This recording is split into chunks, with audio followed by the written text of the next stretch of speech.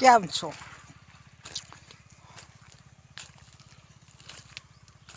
જુઓ ને, આપણે જાણીએ જ છીએ કે બિયારણ લેવા જઈએ છીએ ત્યારે કેટલો ભાવ લે છે, અને આટલો જ ભાવ છે ને આ પ્રમાણ લેવું પડશે ને આપણે એમના બિયારણના મોંઘા મૂલ ચૂકવવા જ પડે છે.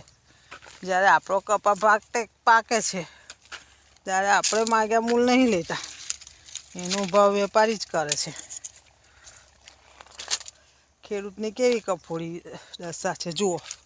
એમના માલના પૈસા પણ નહીં મંગાતા અને એમના માગ્યા મૂલ મળતાય નહીં. એટલે આ કયો સરકારનો નિયમ કહેવાય કે પકવીને આપે છે, મહેનત એ કરે છે, બધું એ કરે છે, તોય છતાં એમને માગ્યા મૂલ નહીં મળતા.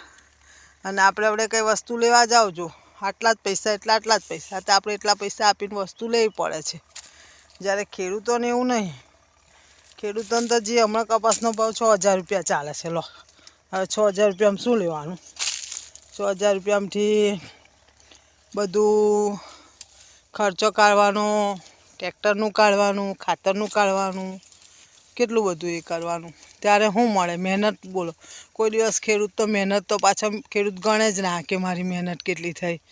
એ તો બસ ખાલી આ બધું ખર્ચો મળી રહે એટલામાં ખુશ થઈ જાય છે. નવેસરથી પાછો નવો ખર્ચો.